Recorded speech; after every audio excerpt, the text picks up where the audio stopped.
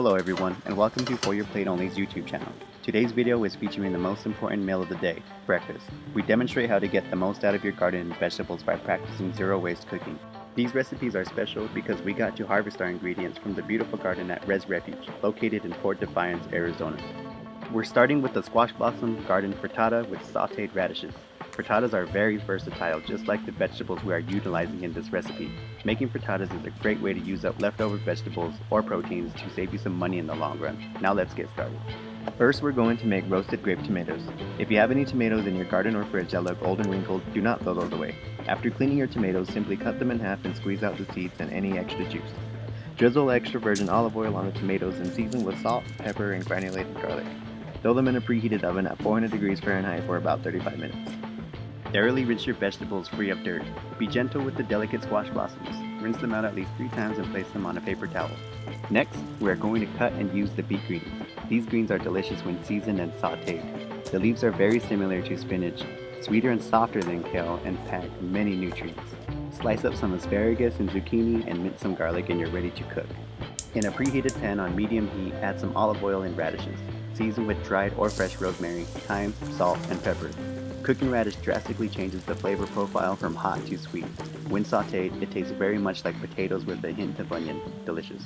Don't forget to take the tomatoes out the oven and set aside. While the radish is cooking, preheat another pan on medium-high heat for the frittata. Add olive oil and saute the asparagus for about 2 minutes. Then add the zucchini and cook for another 2 minutes. Add your chopped beet greens, then add minced garlic when leaves start to wilt. Cook the garlic for 1 minute as you only want to sweat it. Overcooked or burnt garlic adds unpleasant bitterness. Season with salt and pepper. Now add the tomatoes that you've set aside. From our own garden, we pick some parsley, basil leaves, and also basil flowers. If you're growing basil plants, it is recommended that you prune the flower buds to encourage growth so your plant yields bigger leaves. Good news is you can use the flower buds in your everyday cooking. You can use them raw for salads, add it to pestos, and as a garnish. Clean basil leaves and cook just enough to wilt. For this recipe, I used a 3-to-1 ratio, 3 egg whites for 1 yolk. If you want to add cream or milk into your eggs for a richer texture, now would be the time to add that in. Arrange your squash blossoms however you'd like. We want to see the blossoms when the frittata is finished. Season, then put into a 375-degree oven for about 15 minutes. After 15 minutes, check to see if your eggs are fully cooked by shaking the pan. Add any cheese of your choice on top. Here we used mozzarella. Turn your oven on broiler mode and put your pan directly underneath to melt the cheese and add color. Once washed under cold water, carefully pick the delicate flowers from the buds, then use it as a tasty garnish. Simplicity is key in this recipe, which allows the delicate ingredients to really come through. Thank you, and I hope you enjoy this recipe with your family and friends. Hey guys, Shelby here. I'm going to be showing you how to make some beetroot crepes. After roasting 2 medium beets in the oven for about an hour until you can poke a fork through them, you're going to go ahead and put them in your blender or your food processor and puree it until it looks like this. You'll need 3 large eggs, 1 cup of beet puree, 1 tablespoon of sugar, and half a teaspoon of salt, 1.5 cups of water, 1 cup of buttermilk, and 3 tablespoons of vegetable oil. If you don't have buttermilk, you can use 1 tablespoon of vinegar for 1 cup of milk. 1.5 cups of unbleached flour and half a teaspoon of baking soda. You'll also need a large bowl and a whisk. Alright, so we're going to start by adding in our beet puree, and then you're going to pour your buttermilk into that, whisk it until it's combined. And then you're also going to add in your salt and your sugar at this time, whisk it in until it's combined.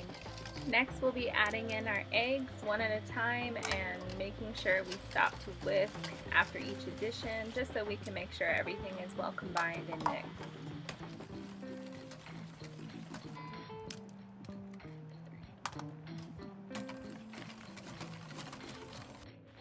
Now you're going to add in your oil. After you add in your oil, we're going to start adding in our flour. If you notice, I put a little bit of turmeric into my mix. You don't have to do this. I just like turmeric because of its healing powers and nutritional benefits.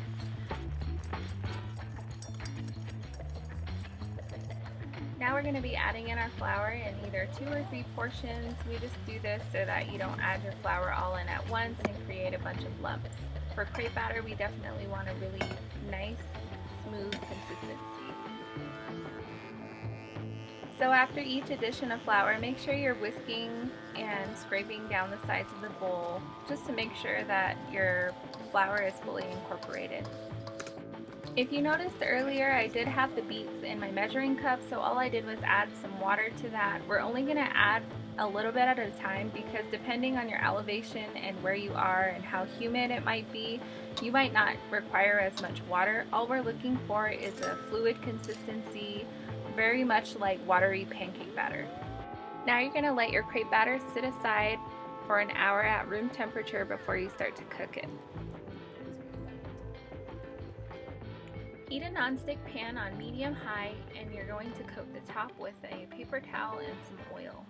We used a 2-ounce ladle to do a couple of scoops of crepe batter into our pan. You want your crepes to be thin. So once you scoop that into your pan, go ahead and start rotating your pan in a circular motion until the crepe batter completely covers the bottom.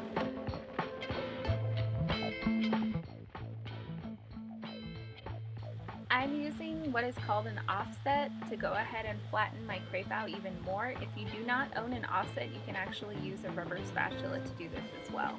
So because the crepes are thin, all you're looking for is for the batter to be matte before you flip it. This batch makes about 18 to 19 crepes. All you're going to do after you cook them is set them aside and let them sit until you're ready to plate. Now they're ready to be plated. If you'd like to add anything else to this, you can. What we decided to do was add goat cheese, honey, candied pecans, pears, and figs to this crepe. This is just goat cheese, cream cheese, and a little bit of honey. Alright, so if you've never made candied pecans, you're going to dilute some brown sugar and some water, pour it over the pecans on a medium-low heat, and continue cooking and stirring. The stirring will help agitate the sugar so it'll crystallize, and you're going to want to cook this until your pecans are completely dried out, just like this. All I did with the pears was use light oil, a splash of apple cider vinegar, and about 2 tablespoons of brown sugar, and cooked it over medium heat until they look like this. Alright, now we're at the final part and the best part, plating. So all I did was put the fig preserves, the honey, and the goat cheese spread, as well as the pear compote inside the crepe. I folded that up, and then I used a honey drizzle over the top, as well as our candied pecans, and I love fresh figs. That's also what we cut up. That's what you see on the cutting board. Plating is definitely something super personal, and you can be as creative as you want to be. Thank you all for watching. We're excited to see what you guys come up with. And thank you to Rez Refuge for allowing us to utilize the vegetables from their garden. Don't forget to subscribe and follow us on Facebook and Instagram at For Your Plate Only. Thank you guys. Thank you. Bye.